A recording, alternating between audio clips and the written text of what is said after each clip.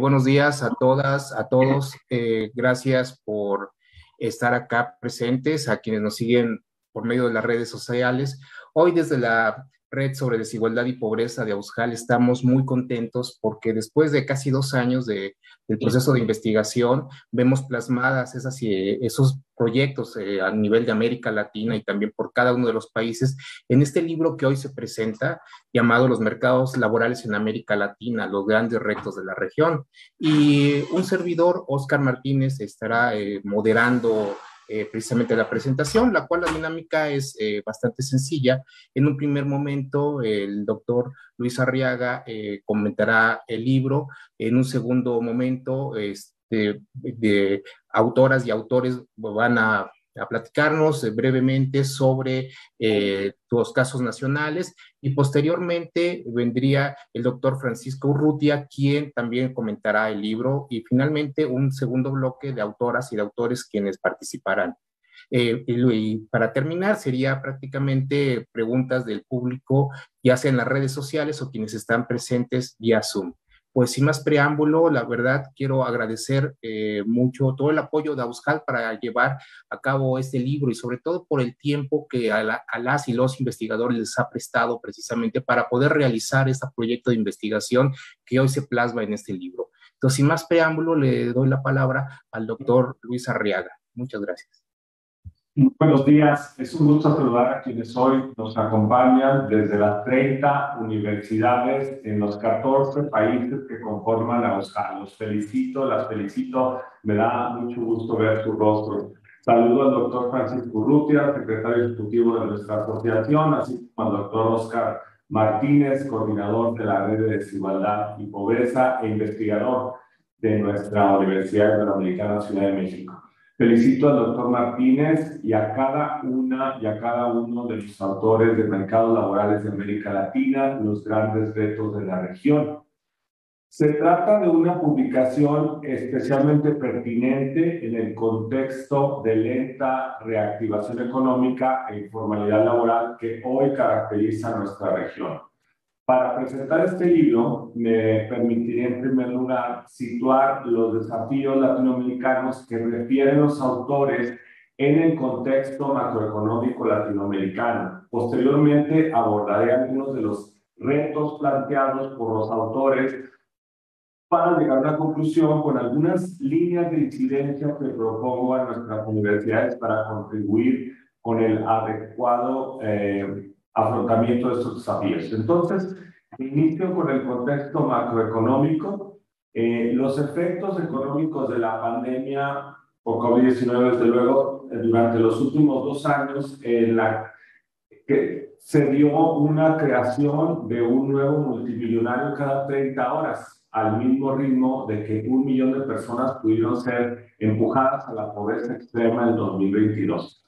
Si no cambia esta dinámica planetaria, pues estamos ante un grave problema, y así lo ha documentado la Organización Internacional Oxfam, quien hace unas semanas reportó, con motivo de la conferencia anual del Foro Económico Mundial, una concentración del 40% de la riqueza mundial en manos de 10 personas. Bueno, esto es algo, me parece, que es alarmante. Y no es que la riqueza sea un problema per se, más aún las universidades de Auskal, creo que todas las universidades queremos contribuir con la creación de oportunidades para generarla, pero también para distribuirla con justicia entre sus productores. El problema es que el modelo de desarrollo que impera en el mundo concentra cada vez más capitales en menos manos, al tiempo que la mayoría de las trabajadoras, especialmente ellas, pero también los trabajadores, obviamente deben invertir cada vez más horas laborales para asegurar su subsistencia. Es decir, en algunos casos nos encontramos con personas que tienen 2 trabajos, en fin. Adicionalmente, la informalidad y la falta de sistemas de bienestar social efectivas parece ser un lastre que caracteriza a las economías de los países emergentes en el siglo XXI y que acrecienta la vulnerabilidad de los sectores descapitalizados. Actualmente enfrentan la enfermedad, la muerte de un familiar, el deterioro de sus viviendas o la inversión en capital humano, entre otros retos cotidianos y pues van incrementando sus deudas y por mismas razones se van empobreciendo. En una escala planetaria, la inhumana invasión de Croacia por Rusia y el consecuente encarecimiento de las fuentes energéticas por una parte y el paro de las industrias chinas con el rebote del COVID, por otro lado están ralentizando las cadenas de suministro global y contribuyendo al estancamiento económico del planeta.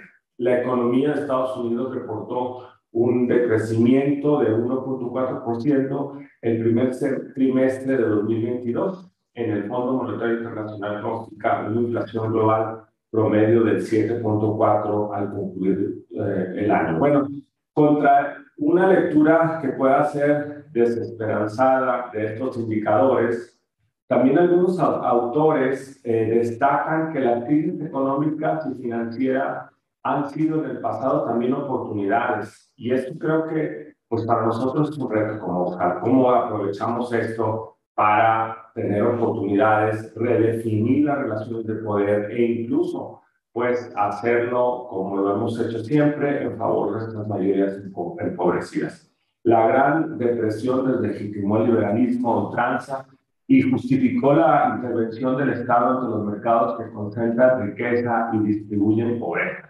La crisis financiera de 2008 y la actual pandemia, bueno, que ya está en otra fase, han hecho lo propio. Y pues los movimientos feministas y ambientalistas nos muestran a escala global que ni las mujeres ni los jóvenes están dispuestos a someterse ante este tipo de violencias o a las consecuencias que tiene la crisis ecológica o esta depredación ecológica global de la que tanto nos ha insistido el Papa. Bueno, con menos impacto mediático, los pueblos de la Amazonía, nuestra iglesia y nuestras universidades tampoco estamos dispuestos a que nuestras culturas originarias paguen por el costo de vida de quienes más consumen en un mercado que no tiene corazón, como dice Leonardo Steiner, que es el obispo de Manaus. Bueno, entonces, ante esta perspectiva, en este contexto que hemos dicho en un primer momento, ¿cuáles serían los retos de estos libros que planteamos? Porque lo que queremos en el fondo con estas publicaciones, como USJAL, como Universidades Confiadas de la Compañía de Jesús, pues es tener incidencia, finalmente, que nuestra voz sea audible para que se tomen las decisiones pertinentes en los estados. ¿Cuáles son los retos? Bueno, los autores aquí presentes, los autores de mercados laborales en América Latina, los grandes retos de la región, aciertan en denunciar estas contradicciones estructurales de nuestras economías como si enunciasen las áreas de oportunidad de nuestros países frente a los avances que Piketty narra como una breve historia de la igualdad. Si ustedes se fijan en la introducción del libro que hoy presentamos, se va a problematizar la informalidad laboral como un problema, como un fenómeno asociado a la improductividad y a la carencia de derechos sociales. Y estos son justo los derechos que han permitido a los países europeos progresar hacia la igualdad económica y política, que José Rosario, que ahí lo estoy viendo, que es tu gran amigo, tú vas a reportar como carencias para la mayoría de los latinoamericanos en este capítulo que redactas. Bueno, en los capítulos siguientes, nuestro libro se caracteriza por tener expresiones nacionales de estas problemáticas. Se va regionalizando las problemáticas y van detallando los autores respectivamente, por ejemplo, las brechas de formalidad entre géneros y etnias en Ecuador. Ayer tuvimos una reunión sobre eso. Otros van a señalar, por ejemplo, la depresión económica venezolana, el lento proceso de formalización laboral nicaragüense, además de la crisis que ya sabemos que tiene y la crisis que tiene también incluso nuestra universidad. Es decir, se llevan a muchos actores sociales en estos graves problemas. Los claroscuros del trabajo y los derechos sociales también aquí en México, el desigual crecimiento económico peruano y la inestabilidad de los mercados laborales argentinos. Bueno, yo creo que todas estas problemáticas tienen que ser vistas con un lente de derechos humanos, ¿verdad? Con un lente de la relación que existe entre pobreza y los derechos humanos, como una negación y como una violación a los derechos humanos. Entonces, creo que eso es un aporte que me parece que es pertinente hacer.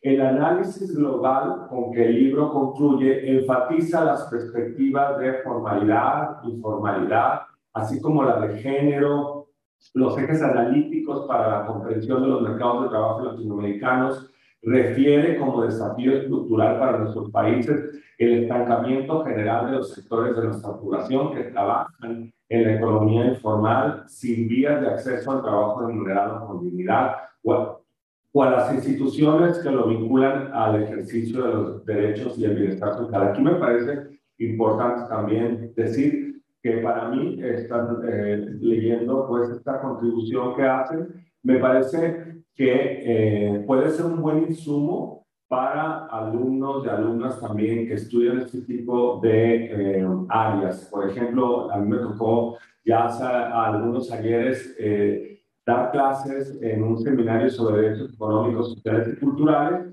y en concreto un seminario sobre pobreza y derechos humanos, y creo que este libro es un gran insumo para que los estudiantes hagan una lectura crítica desde la perspectiva de los derechos humanos. Y por eso paso al último punto, que son cuáles serían las propuestas para la incidencia universitaria, que creo que es un tema que nos concierne a nosotros. Bueno, la conclusión del libro está a cargo de Reyes, Martínez y Zamudio y sugiere como solución la adopción de políticas productivas, científicas y tecnológicas capaces de fortalecer encadenamientos productivos procurando un dinamismo tecnológico de la región.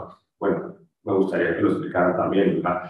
Pero lo que entiendo es que es decir, el impulso planificado de nuestros sectores estratégicos para reducir el desempleo, aumentar el capital humano y promover la formalización. Y así también una mejor distribución de la riqueza. Creo que en el fondo está esa propuesta también en el libro. Por otra parte, plantean propuestas para superar lo que llaman el techo de cristal, que impide un mayor grado de formalidad laboral y una remuneración más equitativa para las mujeres.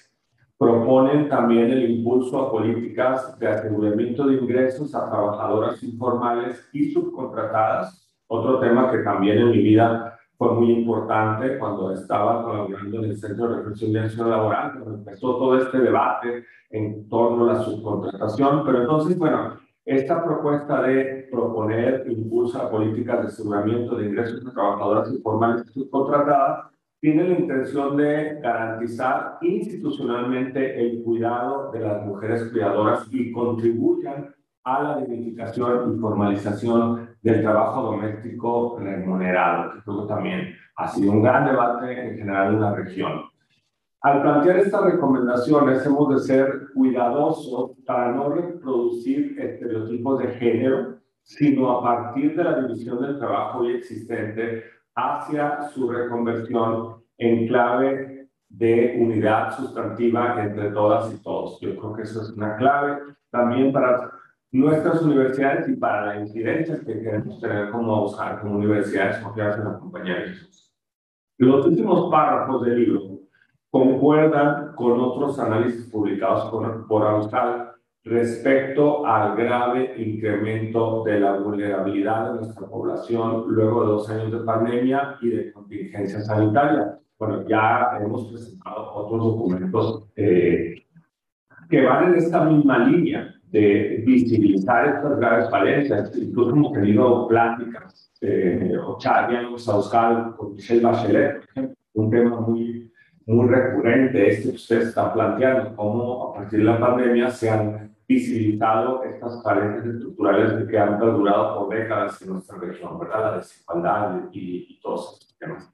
Pero coincido con esta visión que los autores tienen con la necesidad de integrar políticas de salud, económicas, laborales, sociales y sobre todo educativas para garantizar a los más vulnerables un ingreso básico para el sustento de la vida y el desarrollo progresivo de sus capitales. Finalmente, bueno, quiero hacer una propuesta de discernimiento, obviamente, pero que sí es importante pues hacer en este marco, proponer a la red de desigualdad y pobreza de Ausal, profundizar en la concreción de sus propuestas de política pública. Creo que nuestras universidades tenemos esta capacidad de tener interlocución con actores diversos que tomarían este tipo de decisiones. Entonces, si nos dan a nosotros insumos a la universidad, a nuestros programas de incidencia, estas políticas, estas maneras en las cuales nosotros queremos incidir, sería muy útil. Y una manera de discernir la manera de implementar reformas fiscales y laborales progresivas con perspectiva de género, mecanismos de control de monopolios, oligopolios nacionales y globales, que los tenemos, la creación de sistemas jurídicos transnacionales, que es un tema que particularmente me apasiona, y la reducción regulatoria y tecnológica de las emisiones de carbono. Bueno, hago esta propuesta a nombre de la Asamblea General de Ausal, que en el mes de marzo aprobó los ámbitos prioritarios de incidencia universitaria, que justo incluyen campos de reforma, políticas y programas públicos y sociales. Entonces, bueno, esta investigación me parece que da continuidad a un mandato que hicimos en Uruguay, en un documento que espero que todos conozcan, si no, ahí le pediría a Paco Rutia que lo haga más visible, para que lo conozcamos, porque de ese documento tienen que emanar líneas de investigación consistentes para que nosotros podamos incidir mejor en nuestros contextos locales y, bueno, en todas estas líneas. Bueno, agradezco sinceramente a los autores, me da gusto saludarlas a todos y a todas. Gracias por este rigor científico que va caminando hacia, pues, fundamentar mejor nuestra incidencia, entre mejor estén hechos nuestros estudios, más legitimidad vamos a tener. También los animo a profundizar en esta línea que les planteé a través del diálogo con tomadores de decisiones y portadores de interés de los distintos sectores sociales para el beneficio efectivo de quienes más necesitan nuestra vocación como universidades transformadoras de la realidad. Hasta aquí mi comentario, ya veo que estamos en el tiempo, pero bueno, les mando a todos y a todas un fuerte abrazo, muchísimas gracias. Muchas gracias, doctor Luis Arriaga, por sus palabras y sin duda vamos a trabajar desde la red precisamente para buscar que todas estas propuestas que se hicieron, tener una interlocución más cercana con la gente tomadora de decisiones y gracias por los comentarios al libro que nos animan precisamente a continuar y tal vez ahorita al final voy a comentar de que la próxima semana tenemos un siguiente webinar sobre COVID y mercados laborales y pero ya lo diré un poquito más adelante. A continuación estarán interviniendo autoras y autores de los libros. En primera instancia sería Carla de Argentina, Andrés y Carolina de Ecuador y Benito de Nicaragua. Entonces, pues sin más preámbulo, le cedo la palabra a Carla, por favor. Bueno, muchísimas gracias, Oscar. También quisiera agradecerle porque en la redacción y en la elaboración de los contenidos del capítulo sobre Argentina, Brenda Coutinho me estuvo acompañando con el análisis técnico de los datos, así que también un agradecimiento para ella y también los créditos, porque parte del capítulo ha sido redactado y ha sido construido gracias a ella también. Bueno, el propósito un poco del capítulo de Argentina es mostrar cuál ha sido la dinámica del mercado laboral en Argentina entre el periodo 2004-2015. La idea es analizar si hubo un cambio estructural en cuanto a la formalidad del mercado laboral, teniendo en cuenta a partir de la metodología de Contreras, Lacayo y Chacaltana. Ellos proponen una metodología donde analizan la tasa de formalidad, teniendo en cuenta dos factores que intervienen en la tasa de formalidad. Por un lado, el componente intersectorial y por otro lado, el componente intrasectorial. De manera breve, el componente intersectorial refiere a la movilidad social, es decir, al ascenso de grupos de población de un rubro a otro rubro, de además a eso sumado a mejores condiciones de empleo. En cambio, en el componente intrasectorial, significa que dentro de ese mismo rubro aumenta la tasa de formalidad debido a algunas condiciones como la integración del proceso de comercialización, mayor incentivo fiscal, por lo cual eso también influye en el aumento de la tasa de formalidad dentro del mercado laboral. Antes de analizar cuáles han sido los datos obtenidos, quisiera referirme de manera breve cuáles son las características propias del mercado laboral de Argentina y la situación económica, política, conjuntural en que estuvo atravesando el país durante este periodo. En cuanto a la situación coyuntural, hay que tener en cuenta que nosotros desde el 2000 hasta el 2004 veníamos atravesando una crisis económica y también política. Si bien durante el siglo XX Argentina tuvo procesos de ruptura de gobiernos democráticos por gobiernos dictatoriales militares, durante la década de los 80 se ha podido sostener un gobierno democrático, lo cual hasta el día de hoy está bastante consolidado.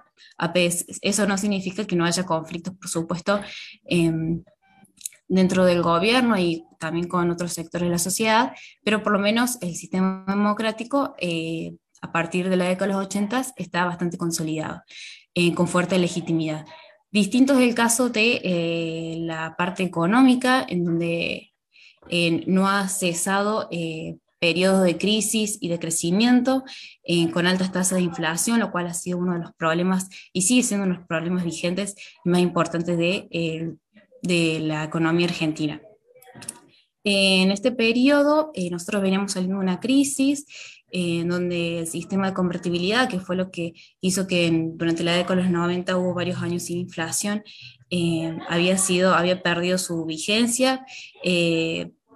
Se abandonó este sistema de paridad del dólar 1 a 1 con la moneda local, con lo cual esto provocó la devaluación de la moneda local, provocó una profunda recesión.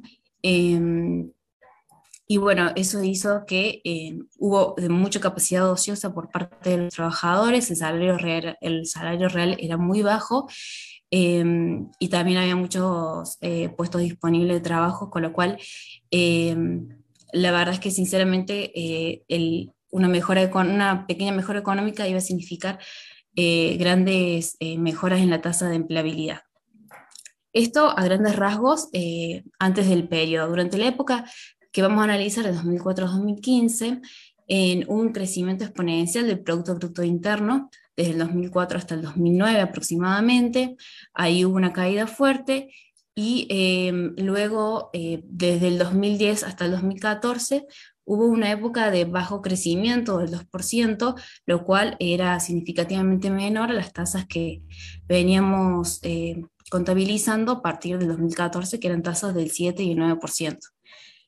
Esto hubo muchos factores internos y factores externos que favorecieron en este crecimiento exponencial.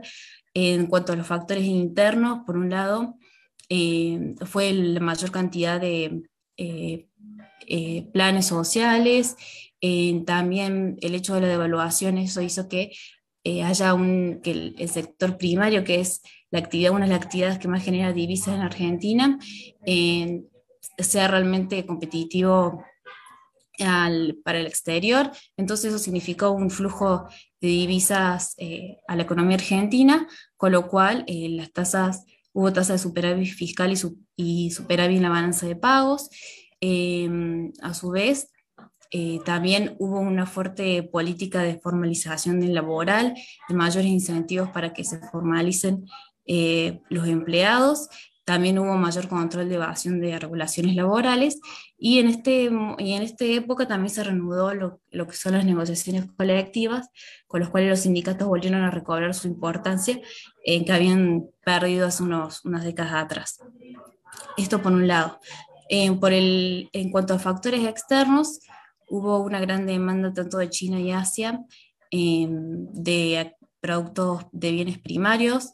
Entonces eso significó también una alza de los precios de los commodities y una mayor demanda de los productos agropecuarios, que es uno de los rubros que es de mayor exportabilidad en Argentina.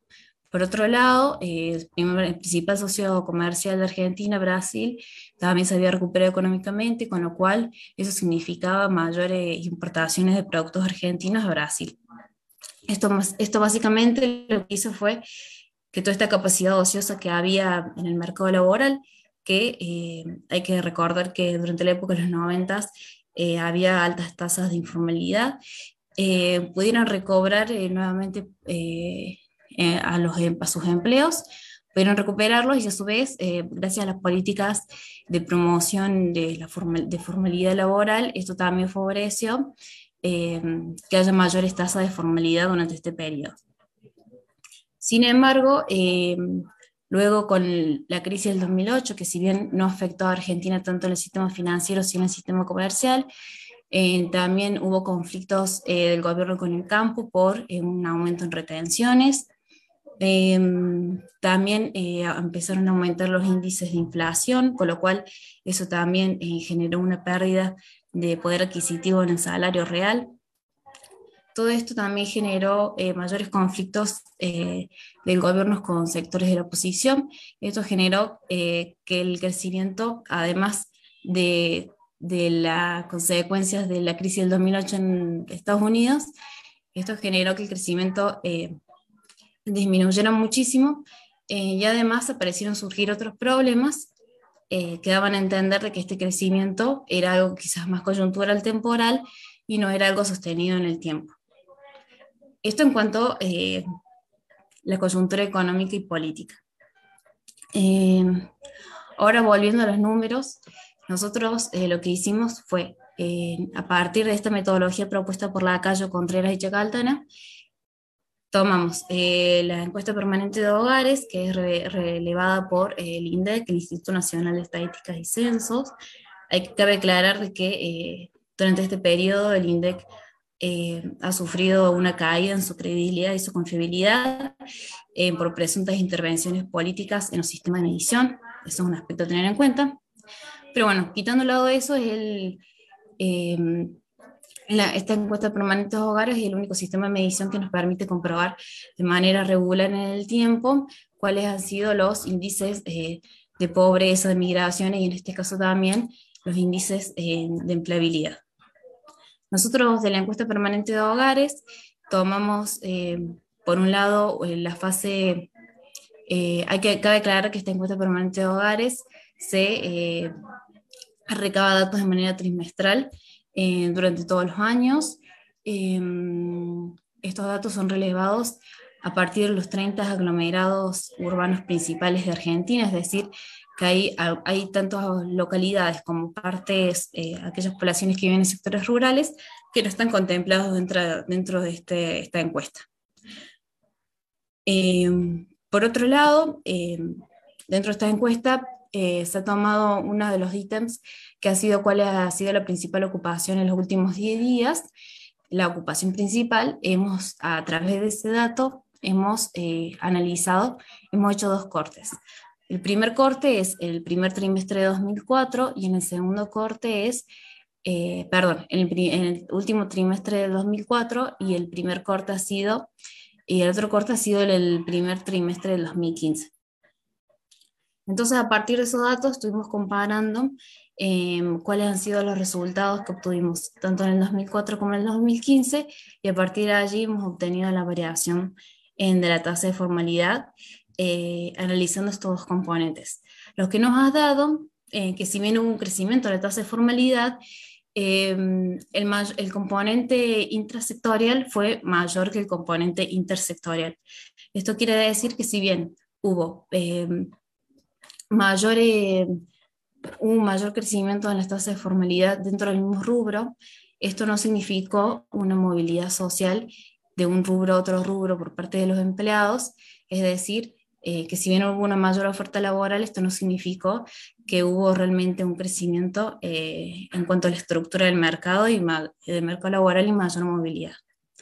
Em, Esto no hemos visto que cuáles son también los sectores de mayor absorción y mayor formalidad. Esto no significa, a veces las tasas de formalidad no concuerdan con las de absorción. Absorción hace más referencia a cuáles han sido los rubros que crearon más puestos de trabajo y que han absorbido eh, mayor cantidad de población. Por ejemplo, hemos visto que cuáles han sido las tasas de mayor formalidad y absorción. Por ejemplo, las tasas de mayor formalidad dentro de Argentina en este periodo ha sido por un lado el sector primario, por otro lado también el sector de servicios, pero esto también cabe aclarar que no ha sido los sectores, los rubros con mayor tasa de absorción. Los mayores tasas de absorción han sido por un lado el comercio, por otro lado el sector de la construcción y la propiedad, con lo cual acá cabe aclarar que muchas personas si bien han encontrado trabajo en estos rubros, eso no ha significado un incremento a veces en los niveles o en la calidad laboral y el trabajo que obtuvieron. También hemos observado que hay una diferencia por rubro, cuáles han sido los de mayor formalidad y los de mayor absorción según el sexo. Por ejemplo, en el caso de las mujeres, la actividad que más, donde cuáles han obtenido mayor formalidad y absorción han sido, por ejemplo, el de la administración pública y el de intermediación financiera. En cambio, en el de hombres ha sido el de construcción y el de transporte y comunicaciones. Por otro lado, hay que tener en cuenta que el de administración pública, salud y enseñanza ha obtenido un peso importante en cuanto a absorción y formalidad. En cambio, los servicios han demostrado baja absorción y alta formalidad.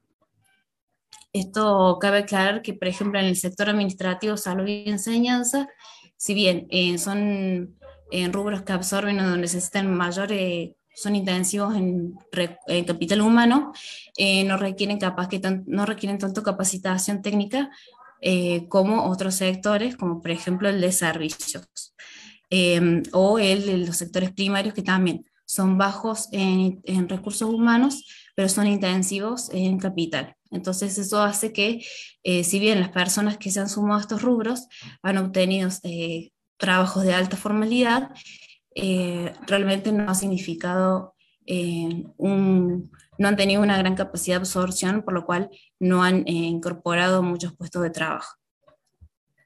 Esto más o menos ha sido lo que hemos obtenido a partir de los datos. Creemos lo que podemos simplificar a grandes rasgos es que en este periodo si bien es cierto que hubo una mayor tasa de formalidad y de creación de empleos, esto no significó mayor movilidad social. Con lo cual pensamos que si bien los factores tanto internos y externos, económicos y políticos, han favorecido en el crecimiento del empleo, lamentablemente hubo condiciones estructurales que no se han modificado, como por ejemplo los niveles de educación, también de inversión. Entonces, con lo cual, a grandes rasgos podemos pensar que esta evolución de la tasa de empleo en los primeros 4 años, entre el 2004 y 2009, ha sido impulsada por estas condiciones externas e internas, pero que realmente no ha significado un cambio estructural en el mercado laboral de Argentina, y que luego, con conflictos internos, época de recesión, inflación, eso, digamos, ha dificultado de que esta tasa de crecimiento y de empleabilidad siga evolucionando. Con lo cual, nosotros habíamos propuesto que tendremos que, por un lado, mejorar los sistemas de índices para conocer con mayor precisión cuáles son la pobreza, por ejemplo, en aquellos sectores que no están contemplados en la encuesta permanente de hogares, que si bien hay un sistema es a través del censo, pero este censo se realiza cada 10 años, con lo cual no tenemos una información actualizada y de calidad sobre cuál es la situación de empleo y cuál es la situación de empleo de aquellas comunidades que no están contempladas en la encuesta. Eso por un lado. mejorar los sistemas de medición, que, no son, que estén separados de los intereses políticos del gobierno de turno, y por otro lado, empezar con una propuesta de política, una política pública en los sectores más marginados, en donde se puedan incentivar o darles herramientas en oficios y sobre todo en aquellos empleos o en aquellos, darle formación tecnológica para conseguir aquellos puestos de trabajo que son estratégicos en este momento.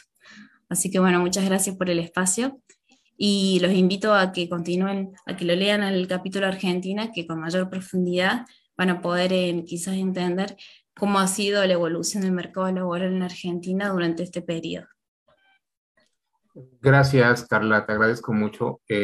Pues sin más preámbulo, Andrés y Carolina de Ecuador. Muchas gracias, un saludo cordial a todos y todas, un honor poder compartir el panel, presentar los resultados que tenemos. Este capítulo lo escribimos conjuntamente con Juan Ignacio Luna, estudiante de la carrera de Economía acá en Ecuador en la PUCE, y Carolina Sánchez del Instituto de Investigaciones Económicas.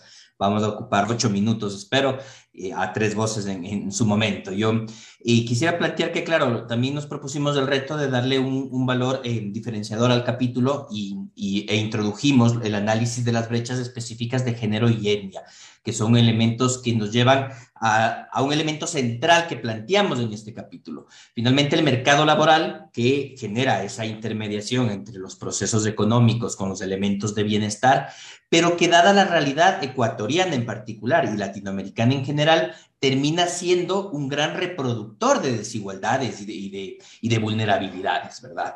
Aquí algunos datos simplemente para enmarcar estas ideas. En los círculos rojos podemos ver a la izquierda la tasa de formalidad por sector, a la derecha la tasa de absorción laboral, cuánto del empleo tiene cada una de estas industrias, y vemos que aquellos sectores de baja productividad, como el primario, donde está la agricultura, y el de comercio, son los sectores de baja formalidad, pero son los concentradores del empleo, ¿verdad? El empleo finalmente se concentra en unas actividades de muy baja formalidad y de productividad y sin coberturas de seguridad social, que viene justamente de la mano con la formalidad.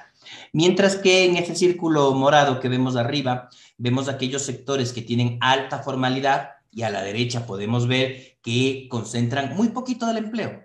Menos del 3% entre esos 4 sectores que son instituciones financieras, administración pública, enseñanza, salud, son sectores ampliamente formales, pero de muy baja concentración o generación de empleo. Y ahí vemos cómo se generan justamente algunas brechas y algunas diferencias. El trabajador, la trabajadora en la informalidad con vulnerabilidad, mientras que en sectores que terminan siendo más intensivos en capital, como es el sistema financiero, hay gran acumulación de la riqueza, pero sin la capacidad de ser el dinamizador de la generación de un empleo digno, ¿verdad?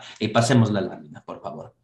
Y esto, una segunda idea, los resultados concretos para el Ecuador en el periodo. Nosotros fuimos del 2003 al 2019, hicimos unos cortes porque hay unas diferencias. Hay un elemento de formalización entre 2003 y 2007 que vemos en las primeras 2 columnas, que es importante, de 9 puntos, pero es 2007-2014 el periodo de mayor formalización.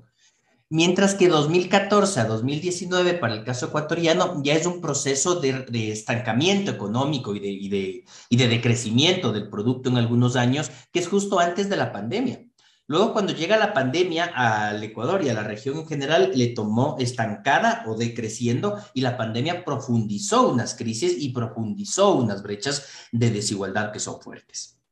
En el conjunto entre 2003 y 2019, en las últimas 2 columnas, vemos que sí hay un proceso de aumento de la formalidad, pero que se concentra sobre todo en el elemento intrasectorial. No vuelvo a la metodología, ya tuvimos una introducción sobre eso importante. ¿Y esto qué quiere decir? Que sí hay ciertas mejoras, aunque marginales, dentro de cada uno de los sectores, pero no hay un dinamismo de cambio estructural. No hay movilidad entre sectores, no hay una lógica de ir hacia sectores de mayor generación de valor agregado que pueda hablar de un cambio real, digamos, en la dinámica económica que tiene el Ecuador en particular, aunque mucho de esto es lo mismo a nivel regional. Y esto tiene un problema particular que vemos en esta última lámina que voy a presentar yo, para luego darle paso a Carolina y a Juan rápidamente. Y es que el mercado laboral, en términos del nivel de sectorización que este tiene, es decir, quién se emplea en qué ramas o en qué industrias, determina mucho las oportunidades económicas y sociales de esas personas. Y aquí podemos dividir en cuatro cuadrantes. Las líneas rojas son un poco aleatorias únicamente para explicar mejor. Porque vemos abajo a la derecha los sectores de administración pública, enseñanza, salud, instituciones financieras, que claro, son sectores en donde en donde se tiene alta formalidad y baja probabilidad de empobrecimiento. Es decir, son los sectores que efectivamente permiten unas condiciones de vida adecuadas, digamos. Mientras que arriba a la izquierda, en ese cuadrante, vemos los sectores que son de mayor informalidad y por ende de mayor empobrecimiento. Y quién se emplea en cada sector no es un tema ni aleatorio, ni causal, ni necesariamente de decisión, sino de restricciones o de condiciones propias de falta de oportunidades. El sector primario en el Ecuador llega a un nivel de informalidad de cerca del 80%. Es, evidentemente, específicamente, concentradamente rural, y en el caso ecuatoriano de pueblos y nacionalidades indígenas y de pueblos montubios también, que son campesinos de la costa, ¿verdad? Y eso condiciona muchísimo el lugar en donde resides, la etnia que está condicionada también con el territorio y se condiciona a su vez con el sector económico del cual participas, y eso hace que el mercado laboral se contribuya en su forma actual, lejos de ser el poder participar del mercado laboral, lejos de ser un instrumento que genera oportunidades, lo que hace es replicar las brechas de desigualdad y la vulnerabilidad que tienen determinados grupos. Lo propio vemos en los sectores, por ejemplo, de servicios, de comercio y de hoteles y restaurantes, en donde son sectores altamente feminizados, donde se absorbe sobre todo el trabajo de las mujeres y también de los y las jóvenes, que son sectores de alta informalidad, de mucha vulnerabilidad y que en la pandemia además fueron los sectores más golpeados. Dentro de la estructura del empleo en el Ecuador, justamente los sectores donde trabajan las mujeres y las jóvenes fueron los más golpeados durante la pandemia, con las medidas de aislamiento y todo el freno que hubo también de producción y de consumo, que se vuelven unos replicadores. Y tal vez es una de las conclusiones fuertes que ponemos, porque claro que hay que trabajar elementos de protección social, de políticas activas de empleo, pero hay que poner mucho énfasis en la necesidad de unos cambios estructurales, porque si no cambiamos la estructura económica, la participación en el mercado laboral reproduce las desigualdades, reproduce las inequidades y las brechas de vulnerabilidad que existen. Lo dejo ahí y le paso la palabra a Carolina. Muchas gracias. Gracias. Yo brevemente voy a dar unas ideas sobre el tema de las brechas de género. Puntualmente voy a comenzar con la formalidad laboral que se genera entre el periodo del 2003 al 2009, en donde vemos que los hombres tienen una mayor formalidad de 20.86 puntos, y mientras que las mujeres tienen una variación de 18.13, lo que brevemente nos da una idea de las diferencias de género. Otro punto importante es ver las variaciones de formalidad, tanto de hombres, específicamente por sectores, como de mujeres, y vemos que los hombres tienen una mayor formalización en sectores como la industria, el comercio y la construcción, mientras que las mujeres tienen una mayor formalidad en sectores como el comercio, otros servicios y hotelería, que son sectores que justamente, como había comentado Andrés, son más vulnerables a shocks económicos y en el caso de la pandemia fueron los más afectados.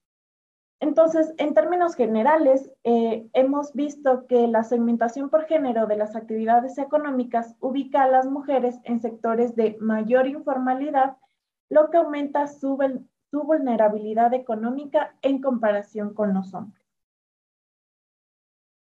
Listo, entonces yo voy a explicar un poco brevemente algunos puntos importantes al analizar estas brechas por etnia. Entonces, ya a la vista salta que quienes más se formalizaron en este periodo del 2013 al 2010 a 2019 fue justamente el grupo étnico de los mestizos, mientras que el grupo étnico de los indígenas fue el que menos formalización tuvo, digamos, fue el que menos cambió. Y como vemos, casi todo este cambio que tuvo el grupo de los indígenas fue por el sector primario. Y al ver la variación intersectorial es que en vez de salir del sector primario, otros sectores más productivos, más bien han aumentado un poco en ese sector, por lo que vemos que no hay un avance, no hay un cambio estructural o una mejora en las condiciones laborales de ese grupo de los indígenas y al ver sectores con alta formalidad, por ejemplo, administración pública, vemos que son sectores donde mayor cantidad de población indígena ha salido de esos sectores. Y algo muy sorprendente son los cambios intrasectoriales que tiene el grupo indígena, mientras que tanto mestizos como afroecuatorianos tienen cambios importantes en otros sectores, igual, aunque sean de baja formalidad, como es el comercio o como es industria. En el grupo indígena, aparte del sector primario, en ningún otro sector supera el 1% en variación intrasectorial. Vemos que del comercio con apenas un 0,68%, por lo cual es algo grave, porque siguen recayendo, digamos, en la actividad menos productiva, con más informalidad, y eso agrava la situación de este grupo, mientras que, por ejemplo, los mestizos son los que más se concentran en actividades de alta formalidad. Muchas gracias, Oscar, por tu presentación. Te saludo y agradezco mucho la invitación a nombre de la Red de Desigualdad y Pobreza de Aushal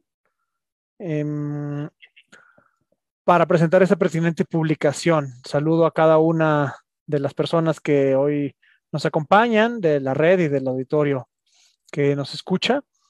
Me permitirá comentar el libro Mercados Laborales en América Latina, los grandes retos de la región, con un énfasis cercano al que nos compartía el doctor Luis Arriaga, presidente de Aushal, en su presentación.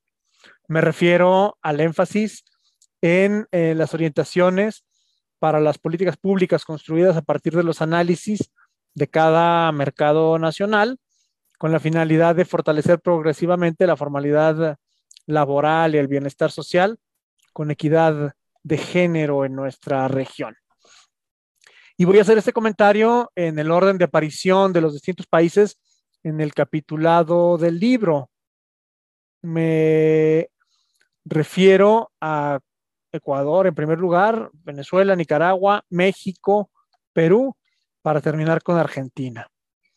Del caso ecuatoriano, quiero destacar con base en el trabajo de Andrés Iván Mideros, Luis Ignacio Luna y Andrea Carolina Sánchez Pilco, el reconocimiento de las políticas impulsadas por su gobierno desde 2007 en procura de la dignificación del trabajo. Estos autores refieren, por ejemplo, abro comillas, la prohibición de la tercerización del incremento salarial, la regulación del trabajo doméstico, la penalización a la no afiliación a la seguridad social, la prohibición de despido de embarazadas, entre otros.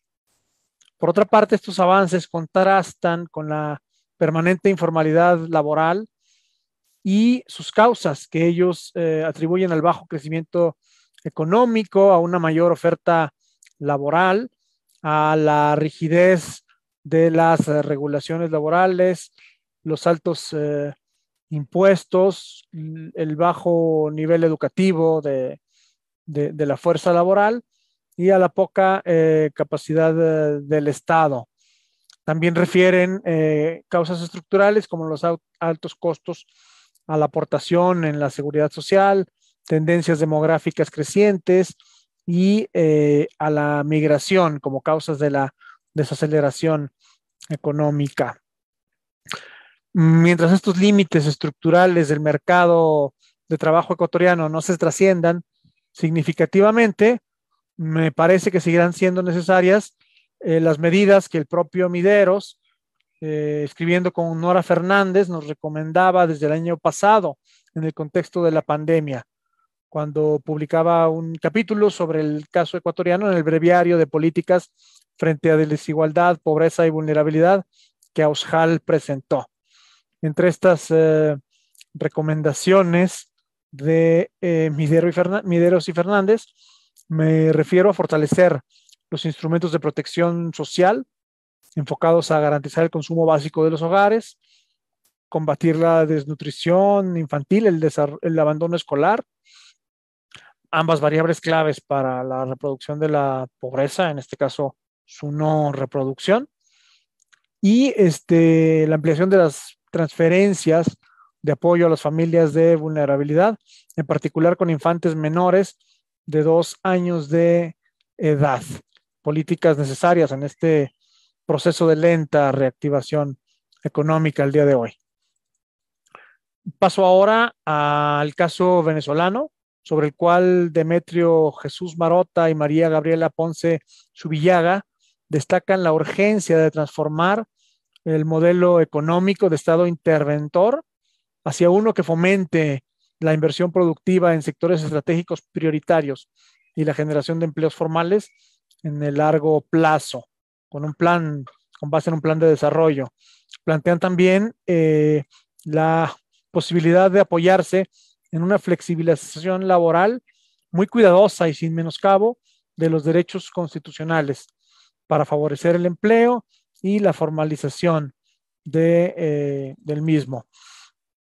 Mientras esto no ocurra, seguirán siendo necesarias las políticas, las medidas asistenciales que Ponce Subillaga señalaba como urgentes desde 2021 en el Policy Brief, con prioridad para las personas más vulnerables, como las mujeres embarazadas, las personas con padecimientos crónicos y los adultos mayores. Esto con base en cooperación internacional humanitaria como apoyo al Estado venezolano.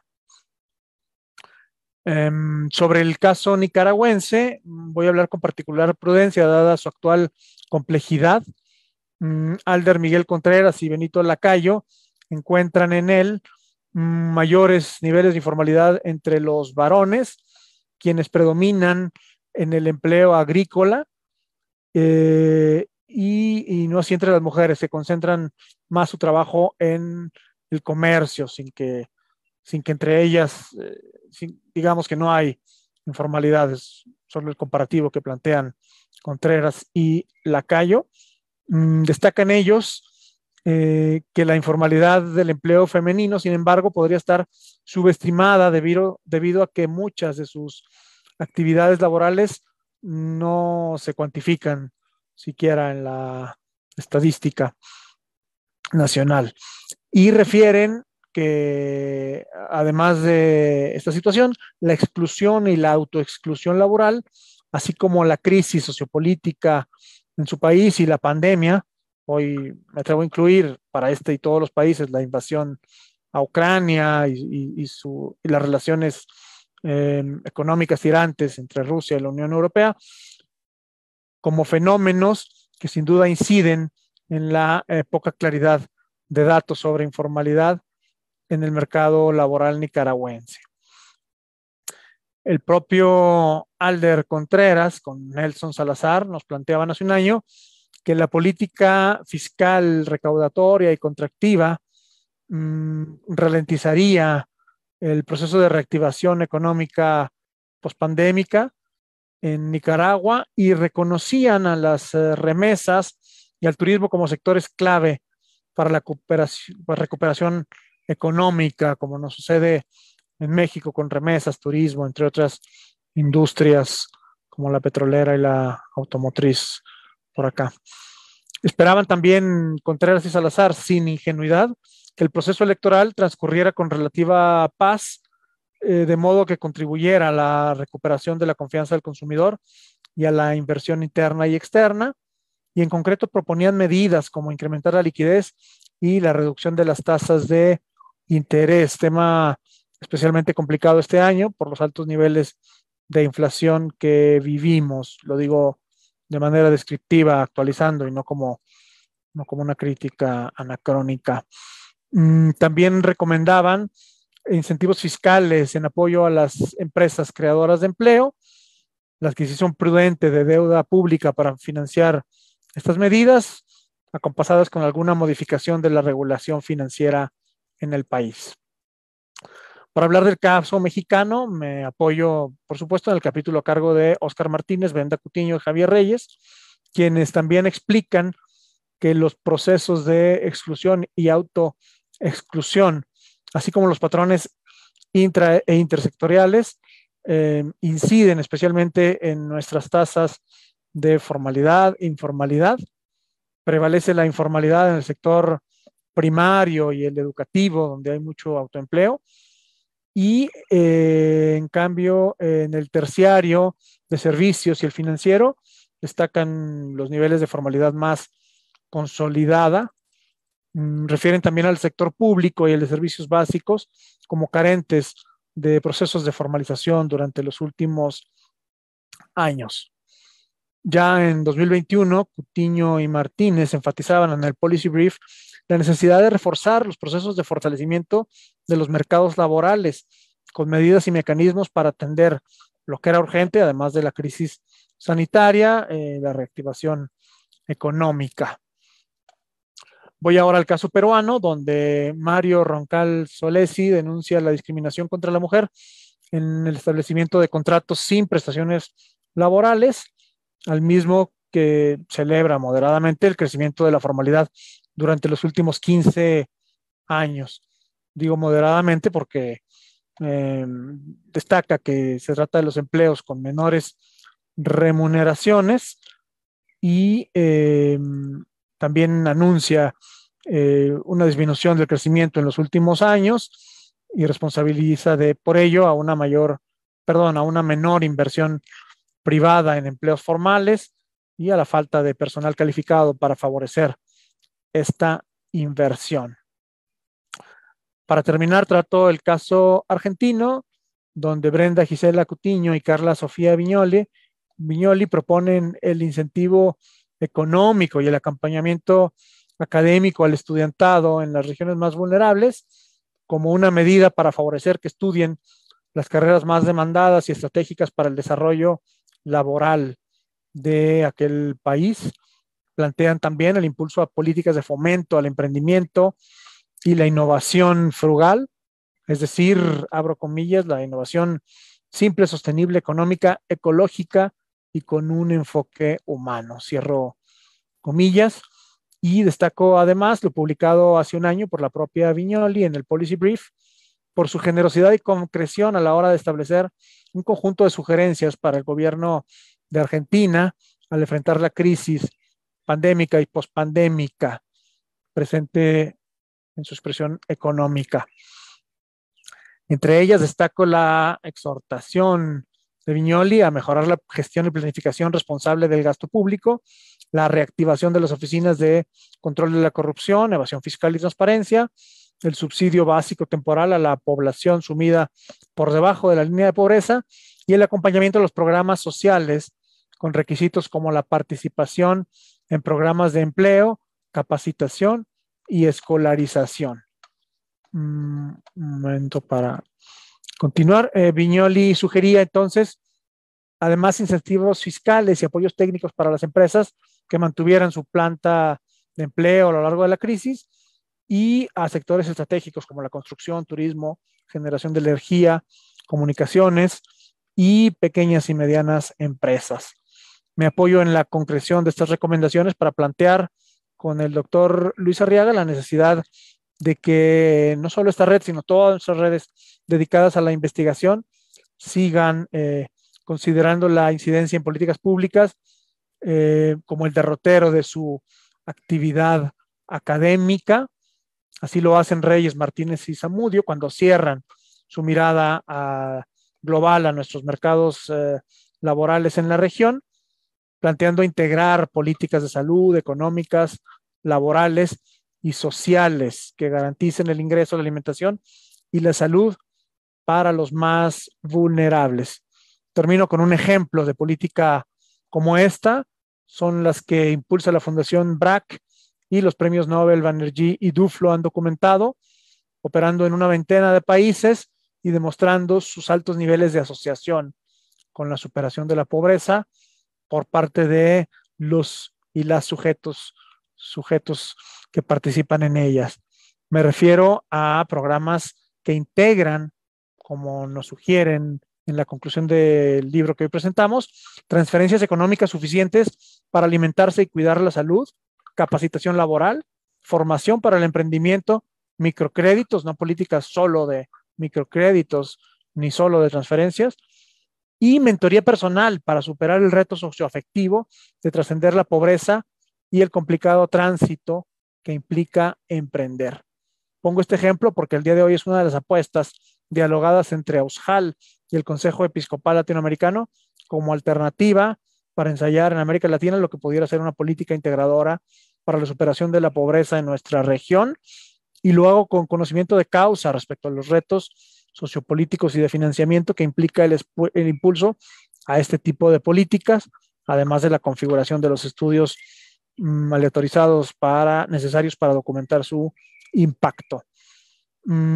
Ejemplifico, sin embargo, con la esperanza puesta en que un grupo tan nutrido en capacidad académica y como pertinencia social, me refiero a la red de desigualdad y pobreza, tengo la esperanza en que sabrá acompañar el afán de nuestra Asamblea de Rectores para transformar paulatinamente, mediante el diálogo con quienes toman las decisiones, transformar las economías latinoamericanas. Contamos con ustedes, les agradezco compartirnos en su trabajo muy buenas razones para esta esperanza, aún ante la adversidad que documentan con mucho rigor. Muchas gracias. Muchas gracias, doctor Francisco Urrutia, secretario ejecutivo de AUSJAL. A continuación, entra otro bloque de comentarios por parte de las y los autores. Primeramente, vamos a darle la palabra a Mario Roncal, porque porque me decía que tenía por ahí un evento con su rector. Entonces, posteriormente sería Brenda Coutinho de México. Entonces, pues adelante, Mario, por favor. Buenos días a todos y a todas. Voy a hacer un pequeño resumen del capítulo que nosotros desarrollamos. El título que le dimos: Estructura de los mercados laborales en el Perú. Se tomó como estadística INAJO desde el año 2004 hasta el 2019. Sin embargo, esta estadística nos ayuda a replantear un poco la contextualización de lo que queremos nosotros como país, como Latinoamérica, porque vemos que las cifras en todos nuestros países definitivamente no son muy saludables, alentadoras, sobre todo en el tema de la desigualdad, de la pobreza, del desarrollo país, de las políticas públicas, de la necesidad de mirar un poco hacia adentro, hacia las personas, hacia la necesidad humana de despolitizar, digamos, el país para tener una mirada un poco más social, más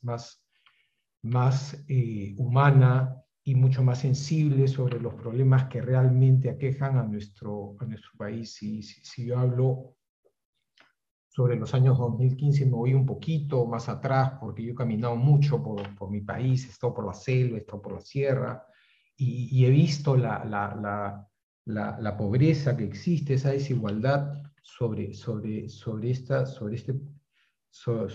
la naturaleza de las personas y las necesidades que tienen. Definitivamente no ha cambiado mucho. Ha cambiado mucho porque nuestras cifras, sobre todo en el tema de la informalidad y la formalidad, nos muestran que del 80% solamente hemos bajado al 75%, y después de ello, con la pandemia y definitivamente con la falta de capacidad que tienen nuestros gobernantes, hemos vuelto a la misma cifra, estamos en las mismas cifras. Hay una desigualdad en el tema del trabajo entre las mujeres y los hombres, que es, cada vez se hace mucho más latente.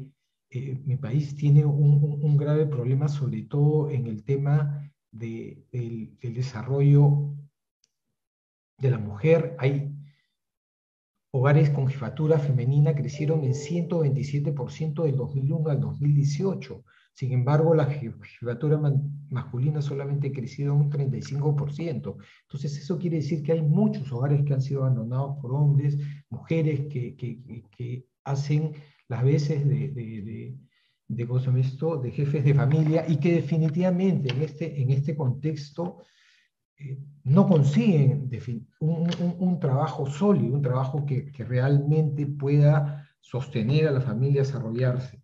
Otro punto que es complejísimo es el tema de educación. Nosotros tenemos prácticamente en el país un 79% de colegios que no tienen internet. Con la pandemia, en este periodo hemos prácticamente habido un abandono de 320.000 niños y niñas y adolescentes que han perdido prácticamente 2 años de estudios, y eso es un retraso que nos indica que por lo menos vamos a necesitar unos 30.000 millones de dólares de recuperación para estos pequeños menores que le estamos quitando futuro. Pero hablando de futuro, lo que tenemos que ver es que con estas cifras que podemos mostrar en el capítulo, y que los invito a que lo lean con detenimiento, porque en realidad hay mucha estadística y ahí se puede ir construyendo nuevos estudios, es que definitivamente sí hemos crecido en los últimos 15 años de una manera importante. Hemos llegado a tener más o menos un promedio de 5% de crecimiento anual. En los últimos 5 años ya este sería el sexto. Hemos dado una frenada muy grande debido a una serie de problemas políticos y de desencuentros que tenemos en la política para entender las necesidades reales que tienen nuestros países. Países que en definitiva tienen mucha riqueza. Nos dicen que somos ricos. Yo creo que no somos ricos, somos pobres, sentados en tanta riqueza que no sabemos cómo distribuirla, cómo producirla, cómo desarrollarla, y vamos a ver mucho futuro de niños, adolescentes que tienen sueños que no van a poder ser construidos por una mala educación, por la falta de apoyo en la alimentación, en la salud y en el desarrollo. O sea, nuestro desarrollo social no va a mejorar si es que nosotros no tratamos desde la academia de influir y influenciar en la política para poder comenzar a construir los países que nosotros necesitamos. Muchas gracias. Muchas gracias, Mario, por tus comentarios. Pues ahora le cedo la palabra a Brenda Coutinho, por favor. Sí, buenos días a todos. Voy a exponer el capítulo del caso mexicano. Ya no ahondaré ni profundizaré mucho en la parte metodológica, que ya los colegas han explicado muy bien a profundidad. Nada más mencionar que este trabajo, este capítulo, lo realizamos conjuntamente con los doctores Javier Reyes y Óscar Martínez. Y asimismo, pues bueno, destaco su trabajo en la parte pues, de la coordinación y sobre todo en la guía y en el apoyo pues, técnico y mentoría en la parte metodológica. Pues bueno, muchas felicidades, puesto que hoy se ve materializado este libro. En ese sentido, pues bueno, el denominador común que seguimos es la metodología que propuso Contreras y Lacayo y Chacaltana. Y pues bueno, en ese sentido creo que también el libro tiene una riqueza pues pues muy interesante, porque el denominador común es esta metodología con pues resultados obviamente diferenciados en cada uno de los países que conformamos esta región. Sin embargo, pues encontramos similitudes tanto en el contexto como pues en algunos resultados en materia de mercados laborales, que pues desafortunadamente no son pues tan positivos o tan alentadores en algunos casos o en algunos sectores como quisiéramos, ¿no? Entonces, en el caso mexicano nada más, pues bueno, comentar algunos grandes resultados que nos llevan a indicar que tanto la parte formal como informal del mercado laboral, pues no es consecuencia exclusiva de lo intrasectorial. En todo el libro comentamos mucho este concepto y lo relacionamos con las mejoras al interno, a la parte interna de cada sector económico, y que cada uno ya de los colegas estuvo compartiendo cuáles fueron estos sectores en cada caso particular.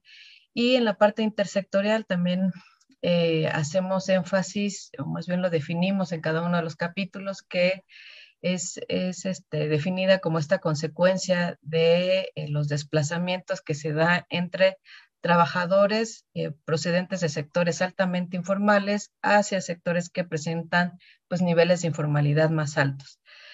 En este sentido, también hicimos un análisis de datos por género y encontramos algunas diferencias entre hombres y mujeres. Entonces, para estas definiciones, pues esta investigación tuvo como objetivo analizar esta composición del mercado laboral mexicano entre los grupos formales e informales y estas brechas de género.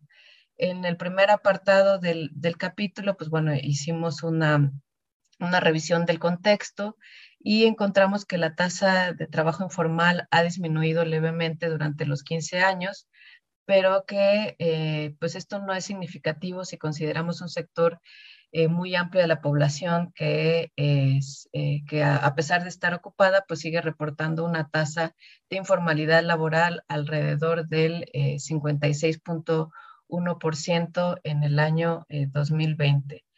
Entonces, este tipo de resultados, pues bueno, tienen distintas implicaciones, puesto que al menos en el país, en el caso mexicano, no poseer acceso a trabajos formales, pues está asociado completamente con el incumplimiento de derechos humanos como la vivienda, la seguridad alimentaria, entre otros tipos de acceso. Digamos, este tipo de diagnóstico también tiene implicaciones más fuertes, sobre todo en aquellos grupos que se encuentran en este tipo de desventaja social, principalmente refiriéndonos a las mujeres, las cuales el empleo informal pues sigue siendo la principal opción pues para trabajar. Al respecto, abordamos en el capítulo que las brechas de ingreso entre hombres y mujeres se explican pues no solo por los distintos sectores económicos en donde trabajan, sino porque su empleo también se encuentra en sectores de muchísima menor productividad a diferencia de los hombres, así como en empleo informales o de menor calidad, factores que tienen pues un impacto significativo en esta posibilidad de generar ingresos propios, por lo que se limita pues la autonomía económica.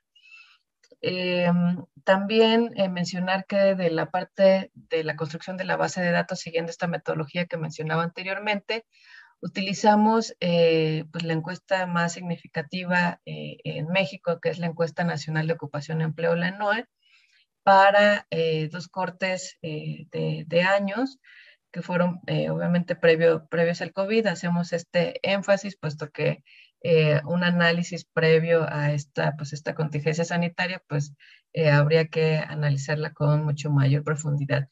Entonces, estos años que están referenciados en el capítulo fueron los años 2005 y 2020.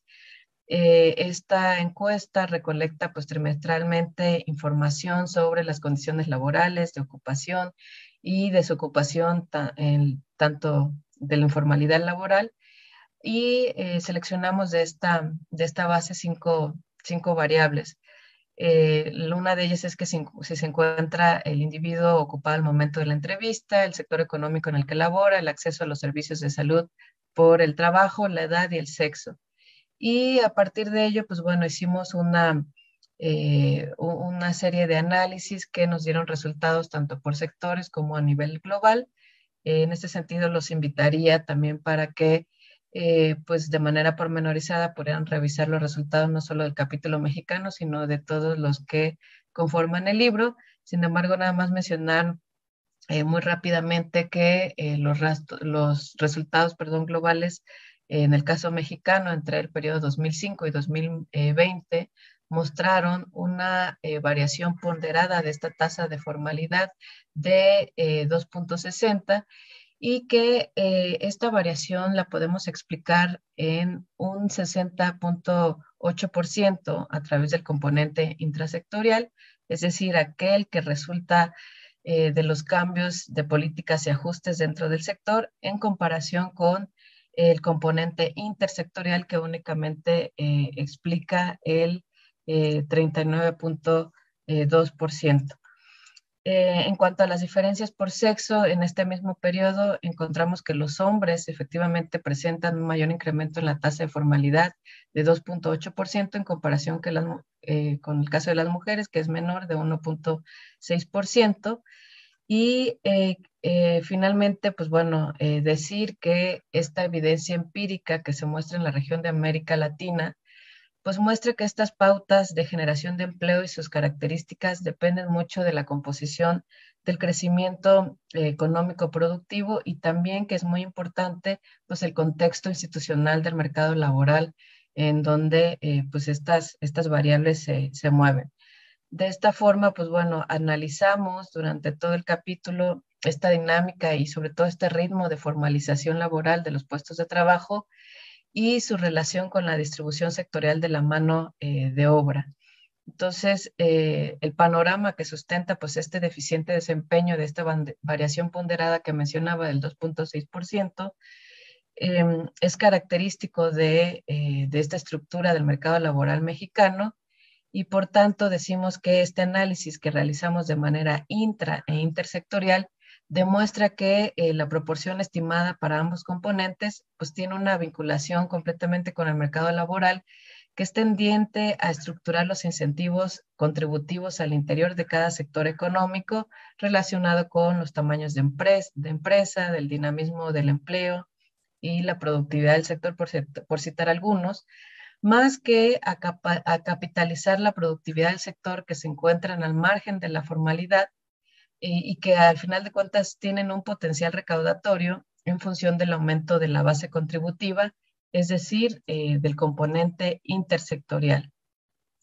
En el análisis del caso mexicano mostramos también esta relación entre la estructura de trabajo de la formalidad laboral y encontramos que la tasa de formalidad, entendida como esta proporción de la fuerza de trabajo que tiene este acceso a la seguridad social, sigue aún siendo muy baja y pues este fenómeno es consistente con un mercado laboral que tiene poca movilidad a nivel estructural, donde la mayor parte de la fuerza de trabajo se inserta en los sectores económicos más informales y los sectores pues, más formales desafortunadamente exhiben una limitada capacidad de absorción.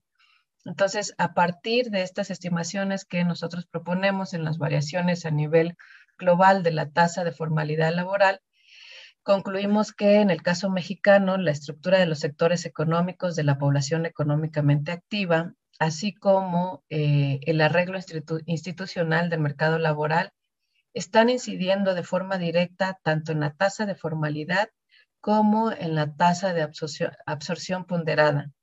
Pues no obstante, estos datos globales no sugieren de cierta forma algún patrón de segmentación del tipo dualista, como lo sugiere la teoría, la literatura sobre la informalidad, de manera que, pues bueno, dejamos abierta, digamos, estas conclusiones, de manera que se tendría que profundizar, pues bueno, en un análisis de esta tasa de formalidad con el ingreso por trabajo y los años de escolaridad promedio de los trabajadores. Entonces, con esto cerraría y extendiéndole sobre todo la invitación a leer y analizar cada uno de los datos. Muchas gracias. Gracias, Brenda, por los comentarios. Ahora abro un espacio para las y los autores que están aquí, que quieran comentar algo. Claudia, Zamudio, Javier, Benito, José Rosario, por favor, si alguien de ustedes quiere comentar algo, sería magnífico. Por favor, nomás levanten la mano para darle la palabra.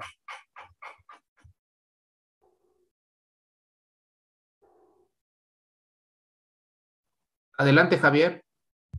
Hola, muy buenos días a todos. Muchas gracias pues primero por este esfuerzo conjunto. Hemos estado detrás de este proyecto también con Oscar todo este año o más de un año ya, y da mucho gusto ver que den frutos estos resultados. Solamente quiero agregar muy rápidamente que, bueno, en mi caso, que me tocó el capítulo final, capítulo de conclusión, junto con con el doctor Oscar Martínez y con Claudia Zamudio. Pues bueno, fue muy interesante al final poder cerrar intentando hacer un comparativo entre los diferentes resultados de los diferentes países. Aunque metodológicamente hay muchos asegúnes ahí, porque cada una de estas encuestas y cada uno de estos estudios tiene diferencias metodológicas, recolección de datos, conceptuales, etcétera, etcétera. Al final se pueden observar patrones similares entre los diferentes países. Hay diferencias y hay semejanzas entre estos patrones similares. Lo que se puede observar muy rápidamente es, pues bueno, que en efecto han mejorado ligeramente algunas de las condiciones estructurales dentro de cada uno de los sectores, pero al mismo tiempo también se han contraído las tasas de absorción en los sectores más formales. Y lo que ha sucedido es que muchos de los individuos se han desplazado hacia los sectores más informales, y que estas diferencias son muy importantes o muy evidentes en el caso de las mujeres, que han sido las más vulnerabilizadas durante toda esta década y media o de última década, y que eso es algo que se puede observar de manera constante, de manera consistente en todos los países que forma parte del estudio, y que, bueno, habría que destacar, pues esto, ¿no? Reitero, muchas gracias por la invitación, muchas gracias por la participación, y bueno, seguimos en contacto y con la idea de que continúe este esfuerzo. Muchas gracias. Claudia y luego José Benito, por favor. Muchas gracias. Bueno, antes que otra cosa quisiera agradecer al doctor Martínez por la invitación a participar en este libro, y un poco continuando con el análisis que hacía Javier sobre el componente del género o sobre este factor del género, quisiera ahondar un poco más en este aspecto, y tiene que ver con que hay un hilo conductor en el libro, y tiene que ver con estas cuestiones en las que se tiene que ahondar. Si bien el libro es un referente sumamente importante previo a la pandemia, algo que se tiene que destacar es que en cuestión de género hay que ahondar un poco más, hay que dar un paso más allá, y entonces analizar otros aspectos, como es la pobreza, como es la educación, como son las condiciones de trabajo, los roles, por ejemplo, en las dinámicas familiares, y porque esto tiene también mucho que ver pues con las dinámicas laborales, ¿no? Tiene mucho que ver con la vulnerabilidad también que tienen las mujeres, por un lado en la cuestión económica, y por otro lado también en cuestión social y en cuestión política y en cuestión laboral. Sobre esto, un punto importante tiene que ver con las labores domésticas, con las labores de cuidado, que usualmente son actividades que no se consideran por una parte relevantes, y por otra parte tampoco se cuentan como trabajo, ¿no? Sin embargo, estas dos actividades tienen una gran incidencia en el desarrollo profesional de las mujeres, y esto es sumamente importante en todos los países, ¿no? Entonces es necesario tomarlo en cuenta. Todos los autores han referido en sus capítulos que esto es un punto sumamente importante y que tiene que abordarse en investigaciones futuras. Entonces, creo que este libro es un punto de partida muy importante, y que ya posteriormente podrá ahondarse en otras investigaciones, en otros documentos inclusive, pero tomando esta problemática en consideración, es que en este capítulo final proponemos algunas políticas que tengan que ver con la dignificación de estas actividades que no son consideradas importantes económicamente o que no son consideradas como trabajo, ¿no? Y también, por otro lado, pues protección para las mujeres, ¿no? Ya bien lo ha dicho Javier, que hay una vulnerabilidad muy importante en el sector femenino, ya también los autores lo han referido a lo largo de sus presentaciones, y entonces las políticas tienen que ser orientadas a proteger a este sector. Como bien ya lo dijo el doctor Luis Arriaga, estas políticas deberían de apartarse del fomentar discriminación o de fomentar roles usuales de género y entonces abrirse un poco más, ¿no? Creo que esto que nos comentaba él tiene mucho que ver con las paternidades, ¿no? También con políticas, por ejemplo, para el cuidado de los hijos, con un adecuado equilibrio en las labores domésticas, y pues esto supone una serie de retos mucho más amplios a nivel social, a nivel cultural inclusive. Entonces, pues bueno, nada más quería hacer esta pequeña puntualización sobre el tema del género y también decir que en este capítulo final que hemos presentado Javier Reyes y el doctor Martínez en conjunto, pues el que estos datos que se han utilizado en todos los capítulos que son previos a la pandemia no quiere decir que sean menos relevantes o que no sean importantes, no, al contrario, creo que nos da la oportunidad de analizar en periodos posteriores a la pandemia otros factores, ¿no? Hacer de cierta manera un comparativo y que podría ser una referencia sumamente importante para posteriores investigaciones. Entonces, sin más, pues nada más agradecerles a todos su participación y particularmente al doctor Martínez por la oportunidad. Muchas gracias. Gracias, Claudia. Benito, por favor, me pidió la palabra. Adelante, adelante. En primer lugar, agradecerle y felicitarlos a todos por este arduo trabajo, que estoy seguro que fue un arduo trabajo que se vino realizando prácticamente desde el año pasado. Y solamente me gustaría realizar algunas puntuaciones, ¿verdad?, en cuanto al tema de Nicaragua, ¿verdad? En prácticamente 10 años, que fue el periodo aproximado de estudio para el caso de Nicaragua, 2005 y 2014, el país experimentó una amplia expansión económica con crecimientos de 4 hasta 5% y también una mejora significativa en indicadores sociales, como por ejemplo disminución de la pobreza general y la pobreza extrema, y al mismo tiempo, en este mismo periodo, el gobierno de Nicaragua implementó una serie de cambios institucionales con el objetivo, pues, de mejorar lo que es el mercado laboral. Sin embargo, muchos de estos cambios no fueron relevantes debido a que no hubo un impacto significativo en la mejora del mercado laboral. Por ejemplo, el número de afiliados al Instituto de Seguridad Social creció ligeramente. Asimismo, las tasas de informalidad, por ejemplo, en 2005 eran de prácticamente el 83% y esta apenas se redujo a un 78% en el año 2014, ¿verdad? Según las encuestas de medición del nivel de vida. Asimismo, cuando analizamos la informalidad por cada uno de los sectores, identificamos que los sectores más importantes en el país, como por ejemplo el sector primario que aglomera la agricultura, la ganadería, la silvicultura y el sector comercio, que son los sectores más importantes, son los sectores que poseen mayores tasas de informalidad, pero al mismo tiempo tienen mayores niveles de absorción, es decir, mayor cantidad de trabajadores en estos sectores, y esto es algo sumamente clave, pues, debido a que creemos, ¿verdad?, de que las políticas para mejorar, ¿verdad?, o aumentar las tasas de formalidad deberían de estar orientadas más bien a nivel sectorial, debido a que cada uno de los sectores de la economía nicaragüense tiene sus particularidades. No es lo mismo el sector primario que el sector manufacturero. Cada sector tiene su particularidad y por lo tanto las políticas laborales deberían de estar enfocadas en cada uno de los sectores.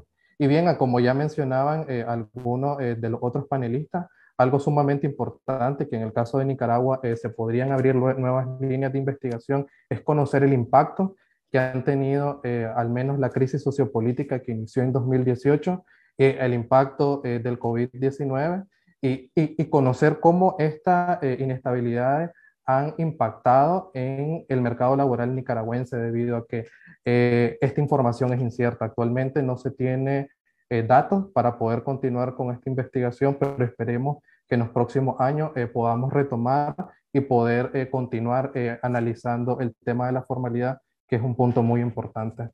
De mi parte, les agradezco mucho por haberme invitado y muchísimas gracias y felicitaciones a todos. Muchas gracias, Benito. Gracias por tu participación. Ahí saludos a Alder en la UCA. Y pues nada, José Rosario, no sé si quieras comentar algo, y al mismo tiempo también invito para ir como cerrando también el evento a las personas que nos siguen en las redes sociales, así como en el Zoom, si quieren hacer alguna pregunta, lo están en el Zoom de espectadores, si pueden poner su pregunta ahí en escrita y la vamos a leer acá, preguntarle directamente a las y los autores. Y bueno, José Rosario, adelante, por favor, gracias. Muchas gracias, Oscar. Y también, pues un gusto estar ahora aquí con quienes hemos participado en la elaboración de este trabajo colectivo que sin duda nos ha dado bastantes resultados para pensar cosas, ¿no? Entonces, nada más quiero referirme brevemente a dos elementos. El primero, el que tiene que ver con la heterogeneidad, que eso mismo nos marca, como ya Benito lo decía, que el tipo de políticas a realizar pues tiene que también considerar esta heterogeneidad, ¿no? Creo que es uno de los aportes más fuertes del libro, el poder hacernos el poder hacernos caer en la cuenta de esto, ¿no? Y lo otro que me gustaría enfatizar es que si cuando hablamos de informalidad nos fijamos en uno de sus elementos, que es el hecho de cómo generar cómo mantener cierto control sobre las personas trabajadoras, cómo evadir algunas regulaciones estatales, cómo debilitar ciertas instituciones de protección social, pues estamos hablando básicamente de un proceso, de un fenómeno que tiene que ver también con el debilitamiento de ciertas instituciones del Estado y que en la narrativa actual de los derechos humanos, donde los Estados son responsables de garantizar, promover y respetar los derechos, pues obviamente eso deja los Estados en menores condiciones para garantizarlos, ¿no? En los últimos años ha habido quizá una explosión como de formalización de los derechos y sobre todo en el ámbito constitucional, ¿no? O sea, diversos estados han proclamado derechos, ¿no? Y han hecho más amplia el catálogo de los derechos humanos, incluidos los derechos sociales en sus constituciones. Pero por otra parte, y digamos que tal vez es una de las cosas que vemos al analizar esto, es que la misma estructura productiva no deja margen para que estos derechos queden garantizados, ¿no? Entonces ahí hay un problema bastante fuerte. O sea, por un lado está la intención de los estados de sí garantizarlos, pero por otro lado su estructura productiva no los deja, y por otro lado, si la informalidad es alta, o por lo menos no ha disminuido significativamente, pues también disminuye la capacidad contributiva, ¿no? Y eso resulta particularmente fuerte en el caso de la protección social, que todavía sigue vinculada a un esquema más bismarckiano, ¿no? Vinculada a la contribución de personas empleadoras, de las personas que trabajan y una parte del Estado, ¿no? Entonces eso disminuye la capacidad de los estados para universalizar los derechos y sobre todo para universalizar que debería ser pues algo accesible para toda la población, ¿no? La protección social, no necesariamente vinculada a los procesos de formalización.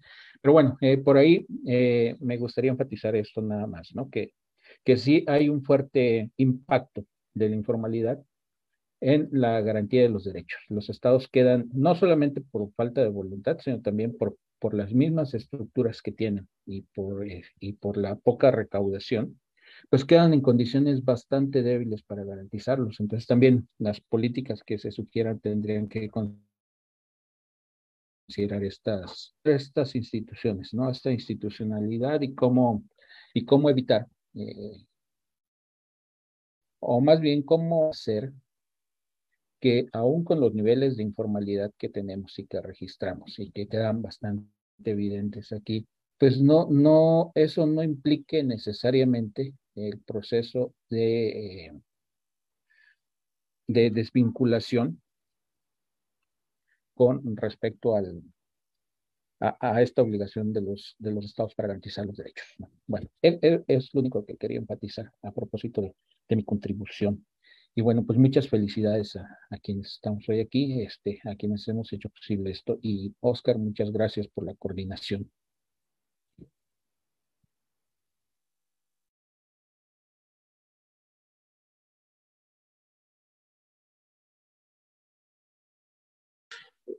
Muchas gracias. Disculpen, es que están acá taladrando, entonces pues tuve que cerrar un poquito más el micrófono si iba a hacer el taladro. Pues les agradezco mucho. Hay una pregunta y abierta a los panelistas que hace Zaira. Dice, ¿han considerado de alguna manera el impacto del trabajo a través de plataformas de Uber en la expansión de trabajos sin cobertura de seguridad social? No sé si alguien de las personas, de las y los autores que están aquí, quisiera contestar, que levante la mano. Y también al mismo tiempo, hay muchos saludos y agradecimientos desde el Zoom de espectadores a todas las y los autores. Les agradezco mucho. Entonces, si alguien quisiera contestar.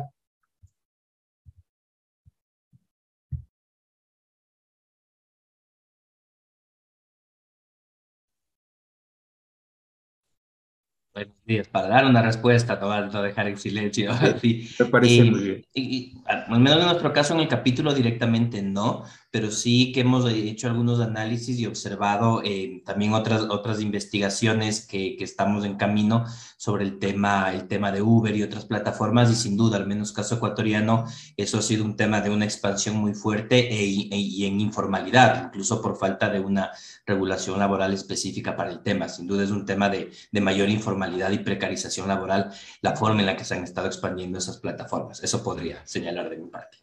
Gracias. Muchas gracias, Andrés. No sé si alguien de las o los autores quieren comentar algo, decir algo más. También para ir sino cerrando ya, doctor Francisco Urrutia, si quiere usted decir algo más, sino para ya ir cerrando la presentación. Solo agradecer nuevamente el trabajo de todas y todos. Y solo agradecer de nuevo el trabajo de todas y todos. Y bueno, animarles a continuar profundizando en el estudio de estos fenómenos y, como decíamos, en el diálogo con quienes toman las decisiones que pueden favorecer a quienes más lo están requiriendo en estos momentos de adversidad económica para nuestra región. Muchas gracias. Mario, adelante. Sí, quería también agradecer a todos y todas. Definitivamente este libro es un libro interesante, ligado a problemas sociales que definitivamente podemos apoyar, pero se requiere de conciencia social y humana para poderlos solucionar. Y también quería especialmente agradecerle a Oscar, que ha sido el que nos ha impulsado, empujado para sacar adelante este proyecto. Muchas gracias. Gracias, Mario. Nada más unos avisos muy breves. En la descarga del libro, les invitamos a quienes nos siguen por redes, les vamos a poner abajo del video. El 10 de junio tenemos la discusión de dos países sobre Guatemala y México sobre COVID y mercados laborales, que va a ser también vía Facebook Live a través de la línea del Facebook Live de la red, por favor. Y el Policy Brief está por salir, entonces espero también.